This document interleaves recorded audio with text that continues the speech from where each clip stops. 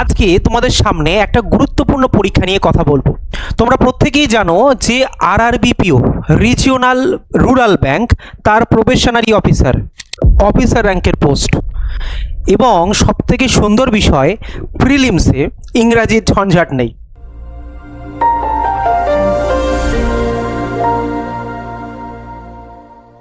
যাদের ইংরেজিতে ভয় করে তাদের জন্য সুবর্ণ সুযোগ। এবং তোমাদেরকে আরও বলে রাখি, পরীক্ষাটা দারুণ এই কারণে বাংলা ভাষায় দেওয়া যায়, তাও আবার অফিসার র্যাঙ্কের পরীক্ষা। এরপরে স্যার ভালো লাগার বিষয় কি আছে, এবং তুমি তোমার সুবিধা মতো তোমার পোস্টিংয়ের সুযোগ রয়েছে, ঠিক আছে, যেটা কিন্তু সচরাচর পিও লেভেলে তুমি দেখতে পাবো। তুমি অল ওভার ইন্ডিয়া যেখানে খুশি পোস্টিং পেতে পারো। তোমাদেরকে বলে রাখি, এই পরীক্ষা ক্র্যাক করার জন্য যে যে জিনিসগুলো একটা ছাত্রের দরকার লাগে, কি কি? এক তো পরীক্ষা কবে হবে, নোটিফিকেশান কবে আসবে, স্যার পরীক্ষার প্রিলিমস কবে হবে, মেন্স কবে হবে, কাট অফ কত চাই, কি কি পড়তে হবে, কোন কোন টপিক আছে, এছাড়া স্যার আমাদের কাছে ফাইনাল মেরিট লিস্টটা কিভাবে কাউন্ট হয়, স্যার আমাদের যে ইন্টারভিউ আছে কত নাম্বারের, সেখান থেকে কিভাবে নাম্বার কাউন্ট করা হয়, সমস্ত প্রশ্নের উত্তর থাকছে এই ভিডিওতে। তো চলো দেখে নেওয়া যাক।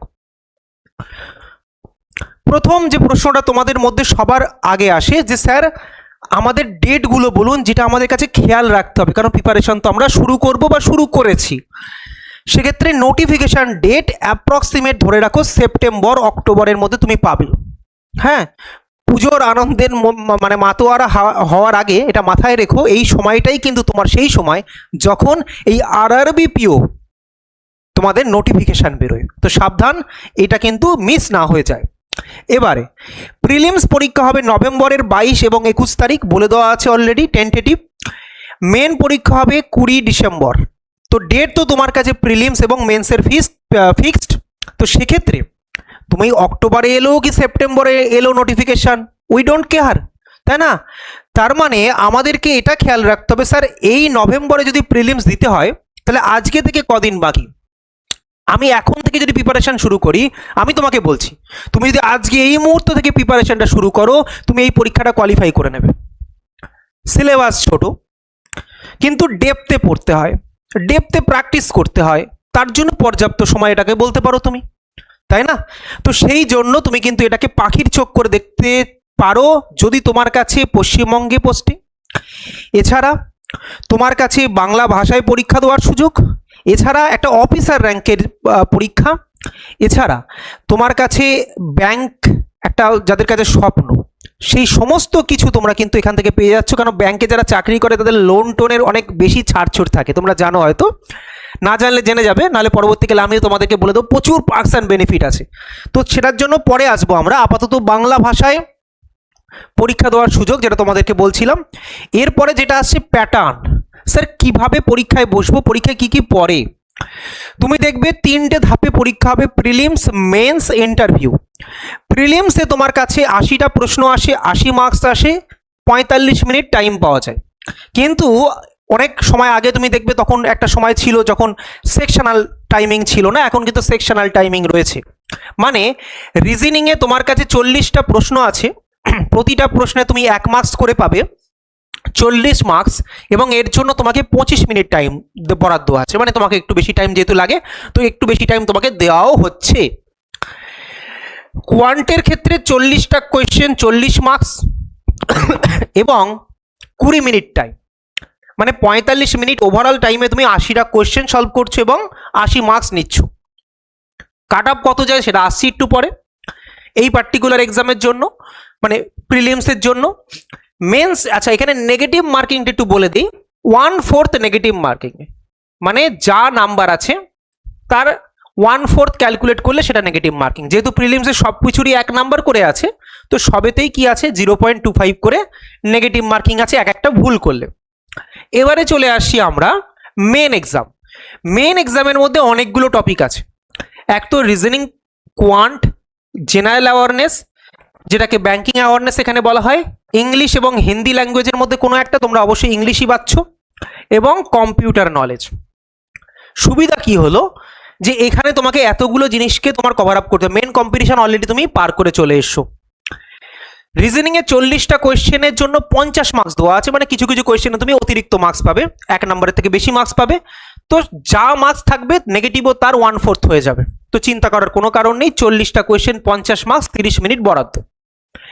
এবং কোয়ান্টের ক্ষেত্রে 40টা কোয়েশ্চেন 50 মার্কস, 30 মিনিট বরাদ্দ, মানে কোয়ান্ট আর রিজনিংয়ে তুমি দেখবে ইকুয়াল ওয়েটেজ আছে, ঠিক আছে। এবং সময়টাও এখানে কিন্তু যেহেতু মেন্স পরীক্ষা সেম দেওয়া হচ্ছে। এরপরে তুমি যদি দেখো জেনারেল অ্যাওয়ারনেসে 40টা কোয়েশ্চেন 40 মার্কস, এবং এখানে তুমি দেখবে 15 মিনিট টাইম আছে, ঠিকঠাক মার্কস দেওয়া আছে। ইংলিশ তুমি দেখবে তোমার 40খানা কোয়েশ্চেন 40 মার্কস, 15 মিনিট টাইম দিচ্ছে। বলো স্যার 15 মিনিট করে কেন দিচ্ছে? কারণ ইংলিশ আর জিএস এর প্রশ্ন তুমি হয় জানো অথবা জানো না, জানলে ঠিক মেরে চলে যাবে উইদিন 10 to 15 সেকেন্ড ম্যাক্সিমাম, তাই জন্য এখানে টাইমটাও কমিয়ে দেওয়া হয়েছে, তো ঠিকঠাক টাইম দেওয়া আছে। কম্পিউটার নলেজে 40টা প্রশ্ন, বাট মার্কস কমিয়ে দেওয়া হয়েছে, কারণ একেবারে কম্পিউটারের জোনটা অত্যন্ত ছোট, তো তুমি সেখানে যদি সঠিক তুমি জানো, ঠিক আছে, সমস্ত তুমি যদি ইনফরমেশন তোমার জানা থাকে, তাহলে তুমি অ্যান্সার করতে পারবে। 40টা কোয়েশ্চেন 20 মার্কস, মানে হাফ মার্কস করে আছে, এবং সেক্ষেত্রে 15 মিনিট টাইম দেওয়া আছে, মানে 200খানা কোয়েশ্চেন 200 মার্কস 120 মিনিট, মানে 2 ঘন্টা তুমি টাইম পাচ্ছ। 2 ঘন্টা তো কথার খাতিরে, মানে পার্ট ওয়াইজ তুমি টাইম পাচ্ছ, ঠিক আছে। এরপরে চলে আসি আমাদের ইন্টারভিউ। ইন্টারভিউতে দেখবে অনেক জায়গায় অনেক রকম ক্রাইটেরিয়া, বাট এখানে একটা স্পেশাল ক্রাইটেরিয়া আছে, 100 নম্বরের ইন্টারভিউ হয়, বাট তুমি যদি ইউআর হও, জেনারেল হও, তোমাকে 40 মার্কস মিনিমাম পেতেই হবে। বলে স্যার আমি ওখানে তো ভালো তুলে দিয়েছিলাম মেন্সে, ইন্টারভিউতে স্যার আমি 39 পেয়ে গেছি, স্যার তুমি পাস হবে না, তোমাকে ইন্টারভিউ ভালো দিতেই হবে, তোমাকে 40 মার্কস মিনিমাম পেতেই হবে। তুমি যদি ওবিসি হও, তোমাকে মিনিমাম 35 মার্কস পেতে হবে ইন্টারভিউতে, মানে এর মানে ছেলে খেলা করলে হবে না, ইন্টারভিউটা নিয়ে ভালো করেই দিতে হবে। তো তুমি যদি মনে করো আমাকে এই পরীক্ষাটা কোয়ালিফাই করবো, ইন্টারভিউ তোমাকে ঠিকভাবে কোয়ালিফাই করতে হবে। জাস্ট একটা নাম্বার পেলাম মেন্সে বেশি তুলে দেবো এমন চিন্তা ভাবনা থেকে দূরে থাকো। এবারে চলে আসি এখানে ফাইনাল মেরিট যখন তৈরি হবে, সেই ফাইনাল মেরিট 100 নম্বরের মধ্যে তৈরি হয়। বলে স্যার এত তো মেন্স ছিল আমার এখানে 200 মার্কসের, এবং ইন্টারভিউ ছিল 100 মার্কসের, তোরা তো 300 মার্কস হওয়ার কথা। তো সেক্ষেত্রে আমি এখানে কি করে 100 মার্কসের মধ্যে ক্যালকুলেট হবে? তুমি মেন্সে যা মার্কস পেয়েছো তার 80% নেওয়া হবে, মানে 80%-এর মধ্যে ক্যালকুলেট করা হবে, মানে ওর 80% ওয়েটেজ নেওয়া হবে, এবং ইন্টারভিউ থেকে যে মার্কস তুমি পেয়েছো তার 20% মার্কস নেওয়া হবে, মানে 20% মার্কস ওর থেকে অ্যাবজর্ব করা হবে, নিয়ে 100%-এর মধ্যে তোমার ক্যালকুলেট হবে তুমি কত মার্কস পেয়েছো, মানে 100-এর মধ্যে। সেই মার্কসের নিরিখে তোমাকে একটা এক্সাম্পল দিচ্ছি, ফাইনাল মেরিট লিস্টের হিসাব 2025-26-এর যে সাইকেল, যেটা লাস্ট সাইকেল, সেই সাইকেলে যে লাস্ট ক্যান্ডিডেট যে চান্স পেয়েছে, মানে আলটিমেট কাট অফ বলতে পারো, সেই 100-র মধ্যে 59.58 পেয়েছিল, মানে 60%-এর কাছাকাছি।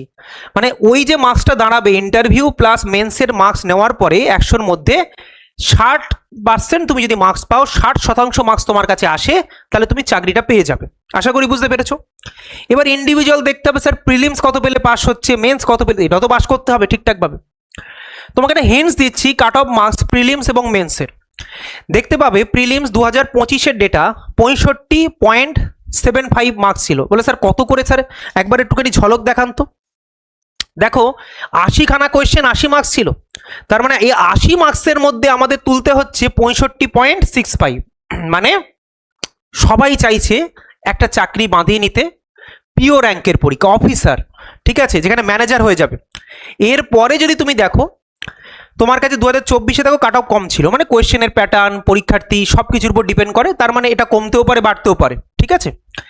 এরপরে মেন্সে তুমি যদি দেখো 2024-এ, সেক্ষেত্রে কাট অফ গিয়েছিল কত, 75.75 মেন্সে, মানে আউট অফ তোমার কাছে 200, ঠিক আছে। তো মাথায় রাখতে হবে ওবিসির ক্ষেত্রে কাট অফটা দেখো সাইমালটেনিয়াসলি পাশাপাশি দেওয়া আছে, মোটামুটি একটা, এসসি এসটি হলে আরও কমবে, তো মোটামুটি একটা আইডিয়া তোমরা পেয়েছো। এবার হচ্ছে কি, তো আমাদের কাছে এটা বুঝতে হবে যে তুমি কি করবে,